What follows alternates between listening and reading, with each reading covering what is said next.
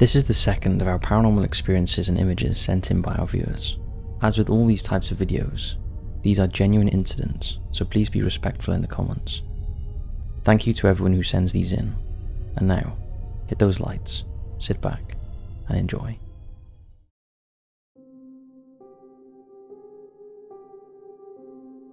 Caleb.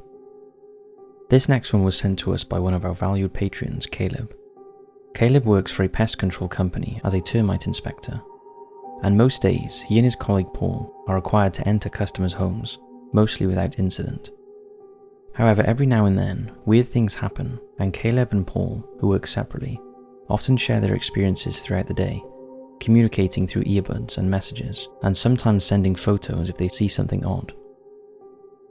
On one occasion, Paul was sent to a house in downtown Mobile, Alabama, and as he walked up to the door, he took a photo and sent it to Caleb.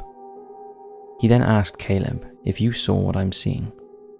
There's a creepy kid looking at me through the door." Caleb's hands were full, so he didn't look right away, but he heard Paul enter the house and a man greeted him. Paul then asked the customer if anyone else was in the house, which is what they usually ask, so they don't walk in on anyone in the rooms. The man replied, "Nope, just me." He then asked, "You don't have any kids or anything here?" The guy replied, "Nope, just me and my wife live here, and she just left for work." Paul then performed a routine inspection, going into every room, opening every closet, looking behind furniture, going into the attic and crawl space. Throughout the inspection, Paul was muttering to Caleb through headphones and confirmed that there was no one else there. At this point, Caleb looked at the photo Paul had sent him and was shocked to see those two eyes peering through the glass door. It's worth pointing out that when Paul first got out of his truck prior to taking the photo, that face wasn't there, and he said it ran up to the door as he walked towards it.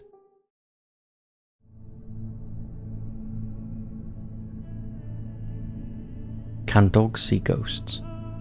Our subscriber Kerry sent us this next video involving the strange behaviour of her dog Meg. Meg only ever went for walks at night, as she seemed to have a fear of hearing children playing and seeing people walking from place to place. But one night, she refused to go any further than the back doorstep. She just stood there growling and barking in a strange way. Carrie was confused as to why she was doing this, although a lot of strange things seemed to happen at the house, such as opening and shutting of cupboard doors, smells of smoke when no one smoked in the house, and loud bangs against doors as if an unseen force had thrown themselves against it. Carrie always believes the activity may have had something to do with her late Granda Lynch, and Meg was barking towards a corner where he used to sit. Take a look at the video. It's obvious that Meg has seen or heard something that Carrie couldn't see. Where are you going at?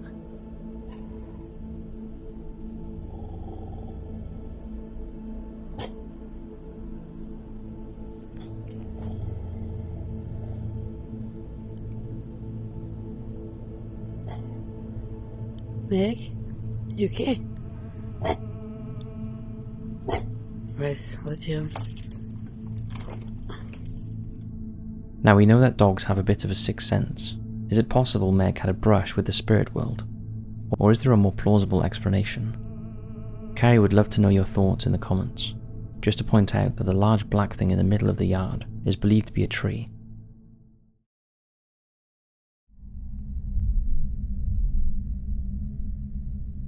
This next true experience was sent to us by Adega Outlaw, an author and fellow YouTuber who has done work for us in the past. When Adega was 17, he and his friends went fishing one night at Seal Beach, a local harbour in Southern California between Long Beach and Huntington Beach where he grew up. It was late evening when the group left the harbour after catching and cooking fish on the shore. Because Adega was one of two drivers, he spent the next hour taking friends home, but later realised he had left some valuable equipment back on the beach, so he returned with his father to retrieve it. The road to the harbour passed through what was called the Miracle Mile. This stretch of road passed through Seal Beach Marine Base, a military munitions depot. The street had very few streetlights, only about one every 300 metres, and the road had a high-speed limit of 50 miles per hour. Dead centre on the stretch of road, and exactly between the two lights, where it was most dark, Adega's headlights caught a woman standing right in the middle of his lane. He had to swerve immediately to avoid hitting her, but she didn't flinch at all, she just stood there crying dreadfully. Adega was the only car on the road, and there was nothing for a half-mile either way. Only high fences and marine bunkers on either side of the road. When he turned around to see if he could assist the woman, she had vanished. There was nothing.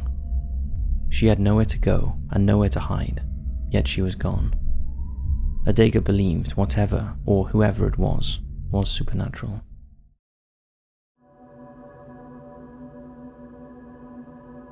Chris Gonzales.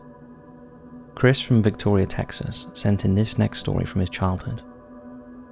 When Chris was around 8 or 9 years old, he was living with his grandmother, but sometimes used to stay at his mum and her partner's apartment, along with his brother and sister.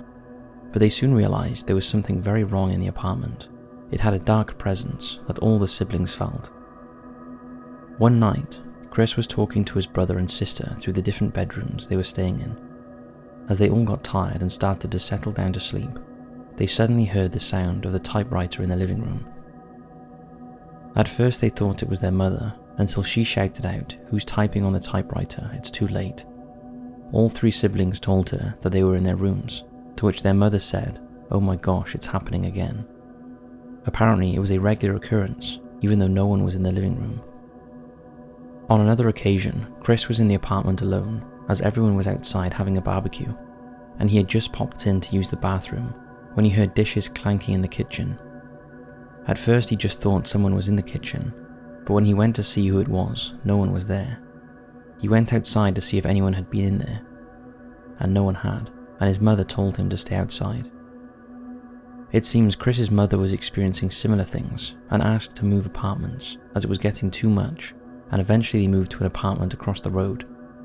However, as the family started moving things out, Chris again found himself alone in the apartment and heard the familiar sound of dishes being stacked in the kitchen.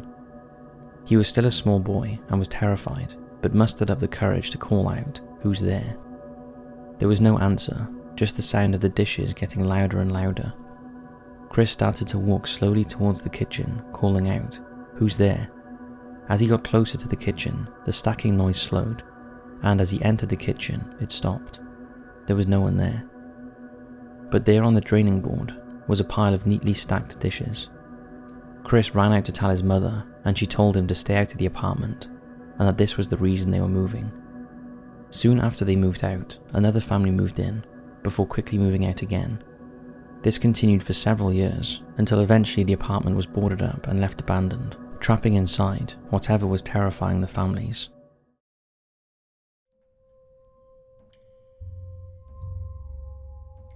The Black Figure.